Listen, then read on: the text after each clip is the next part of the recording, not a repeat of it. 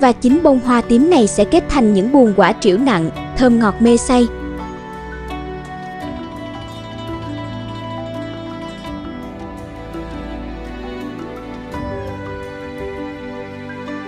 Theo thời gian, những nải chuối lớn dần, cả buồng chuối oằn mình cong xuống như tấm lòng người mẹ hiền, nặng trĩu tình yêu thương.